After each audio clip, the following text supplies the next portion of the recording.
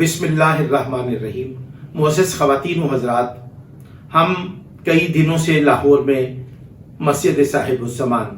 Haider road Islampura Lahore के पेश नमाज मौलवी नवीद असगर शमसी की बदउनवानियों और उनकी गैर इखलाकी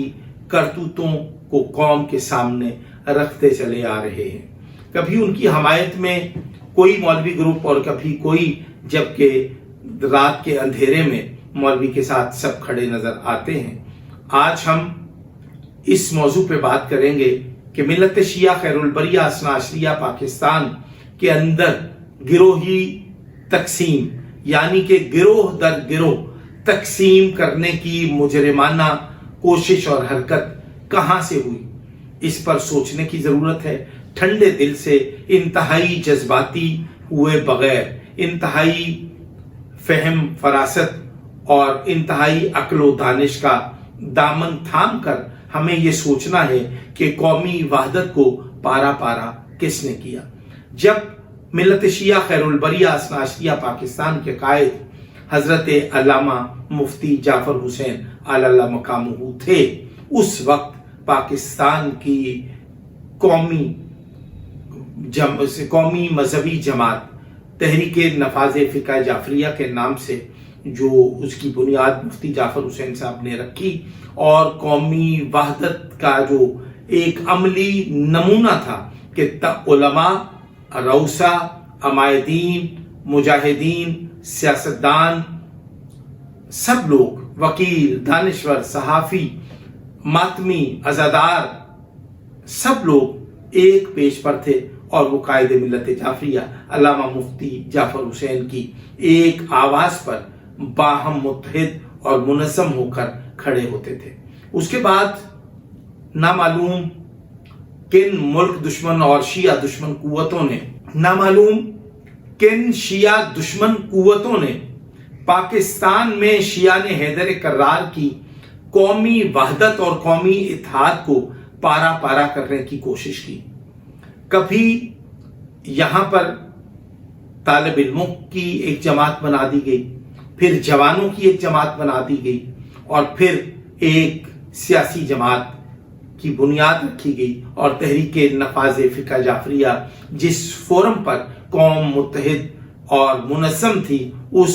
नाम को तब्दील करने की कोशिश की गई और फिर यह हुआ कि अल्लामा आरिफ हुसैन हुसैनी की क़यादत में एक नारा लगा जिसमें ISO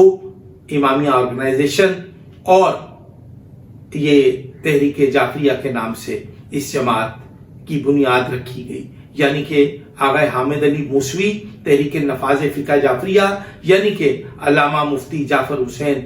अल्लाह मकामुहू कायदे मिल्लत जाफरिया का फरमान और उनका पैगाम लेकर अलग रास्ता इख्तियार कर लिया और तहरीक जाफरिया ने अल्लामा मुफ्ती जाफर हुसैन के फरमान को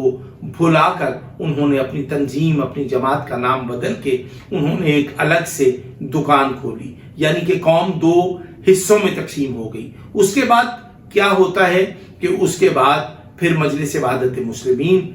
अल्लामा साजिद नकवी से इख्तलाफ करने वाले लोगों ने एक नई जमात बनाई, उनसे एक इख्तलाफ करके अलग से तहरीक जाफरिया का एक ग्रुप बना जो प्रेशर ग्रुप भी बना और उसमें बाद में उन लोगों ने एक नई जमात बनाने का इंदिया दिया। फिर मजलिस वहदत मुस्लिमीन जब मंजर आम पर आई तो उनका भी एजेंडा कुछ और था। उसमें 2-3-4 लोग थे जो पहली सफ की क़यादत में मौजूद थे, जो बाद में आहिस्ता आहिस्ता पीछे हटते चले गए। इसके बाद कुछ और बातें हैं कि ईरान की मदाखलत पर पाकिस्तान में एक मौलवी और एक बदतरीन फितना मौलवी जवाद नकवी,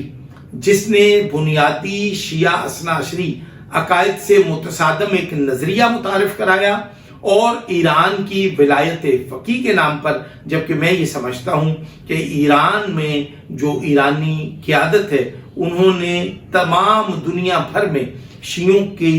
लिए जो अपना हाथ रखा, वो उनकी नेक नियति पे शक करना थोड़ा सा मैं समझता हूं कि गलत हो जाएगा। लेकिन जिन लोगों का ईरानी लोगों ने, ईरानी क़यादत ने इंतखाब किया, وہ صاحبان ابا کبا اور امامہ تھے، اور ان لوگوں نے وہ مفاد پرست لوگ تھے، انہوں نے ذاتی مفادات پر قومی مفادات کو قربان کیا۔ اس بات میں، اس جملے میں ایک پیغام ہے اور ایک حقیقت ہے اور ایک دکھ بھری روداد ہے جس کو سمجھنے کی ضرورت ہے۔ میں اس موقع پر یہ کہنا چاہتا ہوں کہ پاکستان کے اندر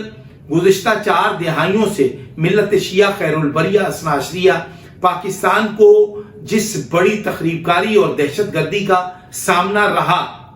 پاکستان میں جتنی ملا شیعہ قیادت تھی، یہ باہم متحد اور منظم نہیں ہوئے کہ مکتب تشیع کو، ملت شیعہ خیر البریہ اثنا عشریہ کو جو مسائل درپیش ہیں ان کے حل کے لیے کچھ سوچا جائے۔ لیکن میں حیران ہوں کہ گزشتہ دنوں جب ایرانی وزیر خارجہ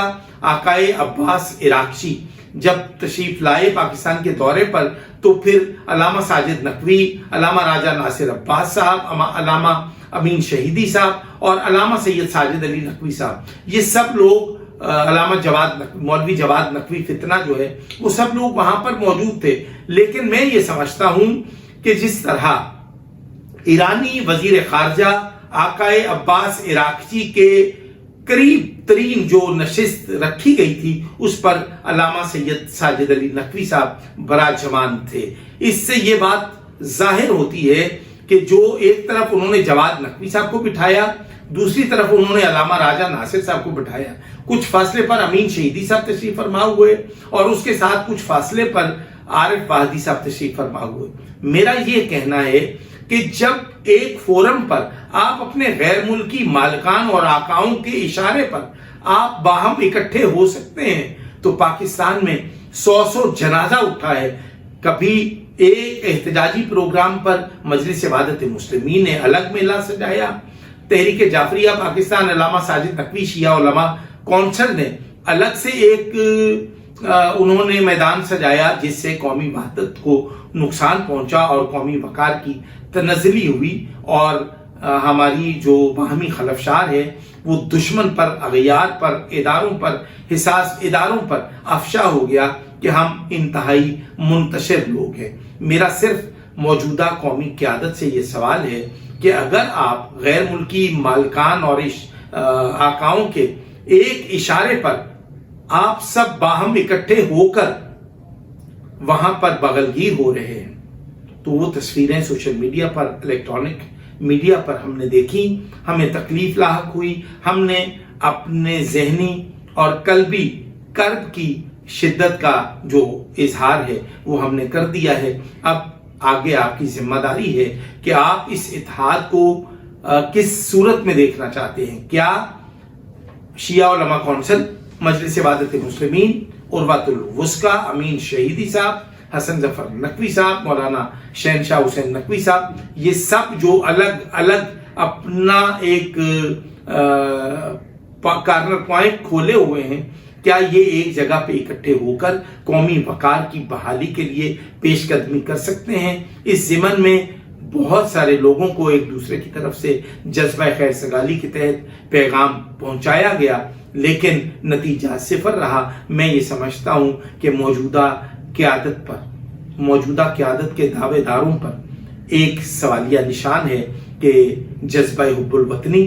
اور قومی وقار کی بقا کے لیے پہلا قدم کون اٹھاتا ہے۔ السلام علیکم ورحمۃ اللہ وبرکاتہ۔